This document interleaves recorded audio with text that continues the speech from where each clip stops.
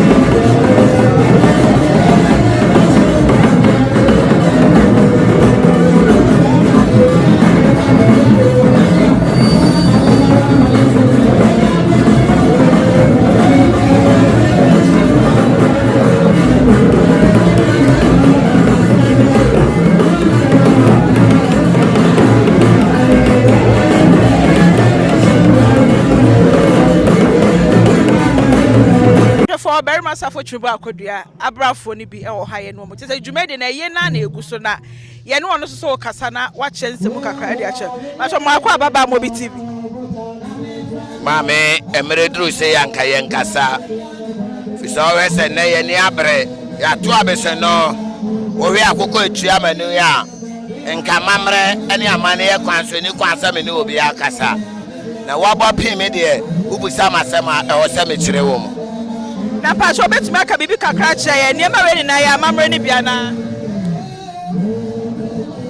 akoko ye okuta me ya na wo tua manu se ye kantankranti fo aye bai kwan ma Barima Sarfo Tweneboa Kodua na mamre ne de tie ni ugura enfe bia ye fre bibi pesa bia wana mamre a oye ye ne abrafo ene nantibo abrafo omo na be matene a omo pai no amra be makoko amamre ne amane ya kwanso etie ne omo ye pesa ba ko a be matene a ye bo abrafo e ma kwan mu bie na omo timi sibibi etere be ma ne kwan mu ye dai eda ho akoko ekuta me be ma bodawro Kumawu ye ne na wotwe bia ni kwanso omo abo bia bonti Kumawumanhene ene Bema eko bem bebia yesie ne mpanimfo eko ya amamre ne amane dawura oboye ne pani bia fa bema tire ye na ede nkra binam no akoko obetwa akwan mu no ese ye kire no ye de pra akwan ema bema eno ne ma ne ba ne sa ese bitu akoko enu otwam na se na ntwe kwa na etwam a yetumoti obi obetwam aboa bia Kumawumanhene de utwamu dia ye betro so aba mema kuro ye betro ne ye de wapra kwa mama bema because ma say bema be free na himfie akọ bema ba ye nya boa so nyame ya doma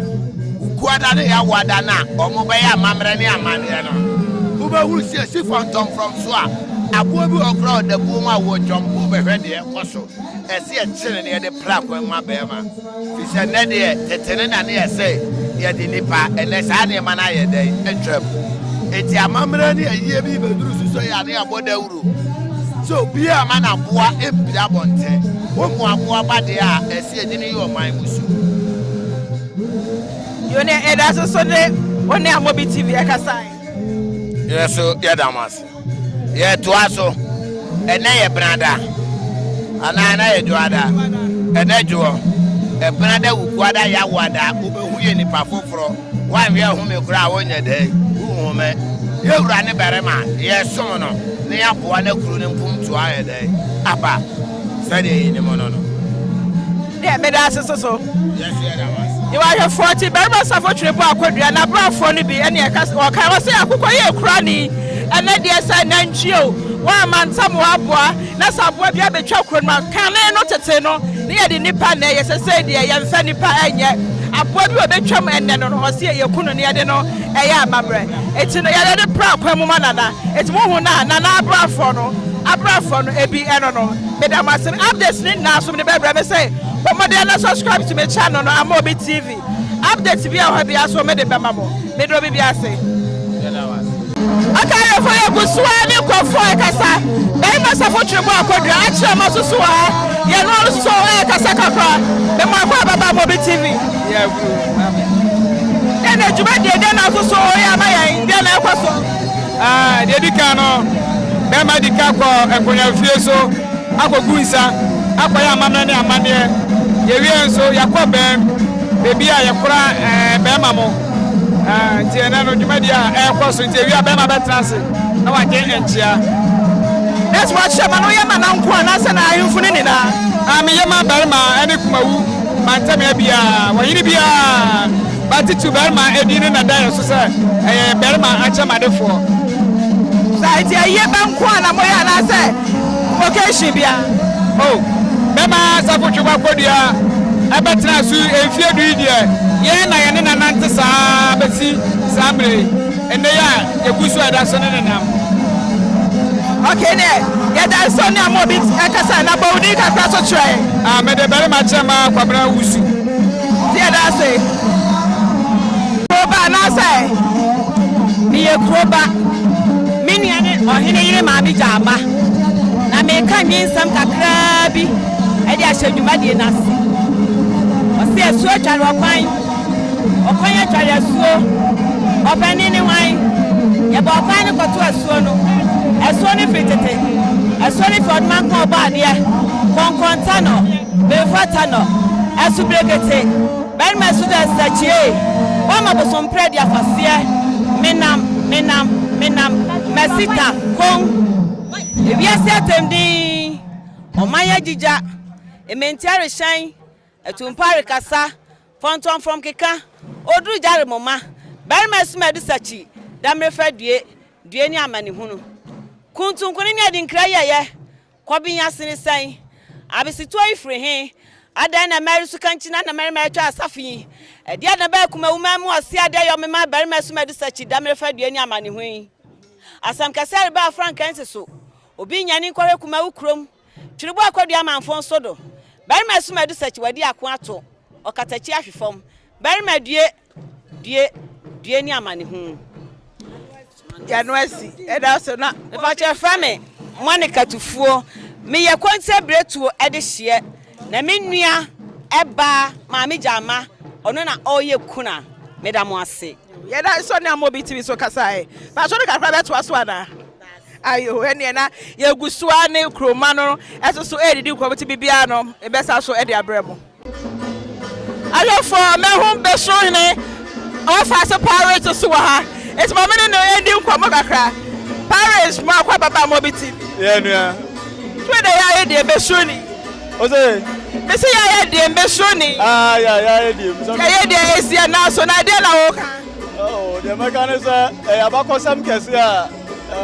ebia na ya hu biem ebi so a ebe hu biem kwa na abon kokrowa because ya hwe se owuo ebeba sesi a ana even Asumadu Sakyi owu ye no 17 years ni nti imagine kofo bebre kwa na afa hu owu a omo ahu de ehu nti elisi sab kese pa se ye hu de ekosu no eyewu ayareho de bet eduru ba bi a amane ne amamre na wo se yehunu ko we mi hu bi da se ye Kumawumanhene ayi first time ami hu bi na me hwe program no so ne ma be koso a me jiri se ye de ani be hu ne ma pa eti ebi ne sai ka bi che ye no bi hwe ya watu anamo aba me titru ne Wednesday ewukwada ahemfo ewo Kumawumanhene nyina obia be se ne batakari kese na okuta lituo said the okwa akon bensri ene ntwene fonton from adinachi abeto akyere bema ama bema hu say ya o mema se ba se yakwa akon a ombedi nachi ene nako enya asam ketu akra na ne ya wada enso so bema na ankasa eso hye twirebo akodua ebeta karikese a ode kwa akon ema obi hu say twirebo akodua ebeta karikese a tumi sunsu kese ewom no edi ono so bese na watena se na hemfu nyina eso aba abehwe ne o ebe ne se panyifo ne ade ebe nyina abehwe ade ati ne fiada so a Kumawu aduana abusua ewo Ghana ha nyina no omu be free ba bi aba ebi te sa sumenya akwamu ene omu akeka hu nyina ebeba they want to be ma bia doma because of say one asante nema ekokoso nintino yenua no nso obere de ekokoso nintino ono de want to be ma beto omo aka kese ne de bompata kura de one Kumawu yentafo ba akukodi ho na ba akubedi ha ya nti enya sabketo akura omo nso ebetena pakam no omo nso aba ye bibi ache Barima na fe ne Saturday no na omampanye ne omo akeka ho asu nyina so payifo no so aba ma bibia ne Sunday na fe yakona ase asore ne ewie kura nti nya sabketo a metesa wo bisa Kumawumanhene wo de ne dia be hwe but bibi nti me ma ye nkọ ho